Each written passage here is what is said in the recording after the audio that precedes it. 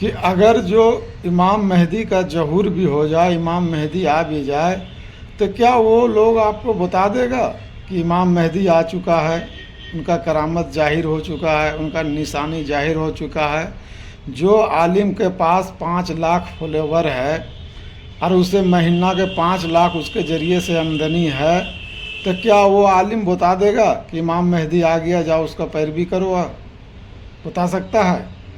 एक मिसाल के तौर पे मैं आपको बताता हूँ कि एक मेरा कपड़े का दुकान है और मेरा 100 ग्राहक है और मेरे पास बराबर आता है, अच्छा खासा कपड़ा ख़रीद कर ले जाता है। और मेरे बगल में भी कपड़े का दुकान है, वो मेरे से अच्छा कपड़ा रख रहा है और सस्ते में बेच रहा है। तो क्या मैं अपने ग्राहक को बताऊंगा कि आप बगल वाले दुकान में जाके ख़रीद लो, वहाँ तो मेरे से बढ़िया सस्ता कपड़ा रखे हुआ है? क्या मैं इस बात को बता सकता हूँ? एक अपना आपको सोच लो। तो इसी तरीक़ा से जिनको आपसे लालच है कि मेरा 5 लाख फॉलोवर है और मेरे को इसके ज़रिए से नफ़ा है, वो आपको इमाम मेहदी के बारे में, इमाम मेहदी का निशानी के बारे में आपको कभी नहीं बताएगा।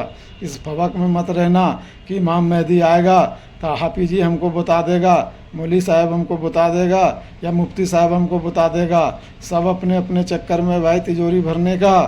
मेरे जैसे आदमी जो है कि मैं इसी काम के लिए बैठा हुआ हूँ कि इमाम मेहदी के बारे में बताया जाए, जो हमें इमाम मेहदी से मिला है, जो हमें सरकार गौहर शाही से मिला है, हर इंसान को मिलना चाहिए। मुझे लालच किसी चीज़ का नहीं है।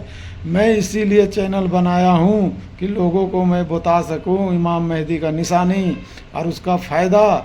हर कोई इंसान अल्लाह के दोस्ती में चल जाए, हर कोई इंसान का ताल्लुक़ अल्लाह से जुड़ जाए। दुनिया के दौलत जमा करोगे एक दिन हाथ से निकल ही जाएगा, पर अल्लाह का जो दौलत मिल जाएगा, अल्लाह का जो दोस्ती मोहब्बत मिल जाएगा, वो हमेशा हमेशा के लिए रहेगा। तो दोस्तों, दुनिया के दौलत हमेशा के लिए नहीं है, पर अल्लाह के दोस्ती, अल्लाह के मोहब्बत हमेशा के लिए है। तो मैंने जो मिसाल देकर समझाया हूँ, मुझे अब किसी चीज़ का डर और खौफ नहीं रहता है। और मैं काफ़ी दिन से 2-3 महीने से काम कर रहा हूँ अपने चैनल पे। मुझे ये परवाह नहीं है कि मेरे चैनल कब तक चलेगा और लोग बाग मेरे साथ क्या करेगा, फतवा लगा देगा या सूली पे लटका देगा। मैं तो अब अपना सर उखड़ी में डाल दिया हूँ और खुल के बात करूँगा और सबके जो जो जैसा किया है उन लोगों का चेहरा सामने लाकर दिखा दूँगा। और मैंने इस चैनल पे शॉर्ट वीडियो भी डाल रहा हूँ दोस्तों, लाइक और सब्सक्राइब ज़रूर करता रहे। आपको ऐसे ऐसे चीज़ मैं बताऊँगा। आज आप देख लो जाके अलरा टीवी पे लोग बाग किस तरीक़ा से घुंघरू की तरह उसमें लटक रहा है। क्यों लटक रहा है? इमाम मेहदी का फैज़ मिल रहा है, उसका दिल चमक रहा है, उसका रूह चमक रहा है। जिस्म के साथ साथ उसका रूह भी अल्लाह का जिक्र में लग गया है, जिस्म के साथ साथ उसका रूह भी अल्लाह की इबादत में लग गया है। तो यही तो जो है जिसके बारे में नमाज हकीकत है। जब तक आपका रूह नहीं लगेगा नमाज में, जब तक आपका रूह नमाज में नहीं है तो आपका नमाज हकीकत नहीं है, वो सूरत ही रहेगा। जब तक जिस्म और रूह मिलाकर इबादत में नहीं लगेगा तब तक आपका नमाज सूरत है। जब हकीकत बनेगा, जब रूह और जिस्म एक साथ मिलकर इबादत में लग जाए, उस दिन आपका नमाज हकीकत हो जाएगा और वो नमाज अल्लाह तक भी पहुंचने लगेगा और आप अल्लाह के बारगाह में सुरखुरू और कामयाब हो जाएंगे।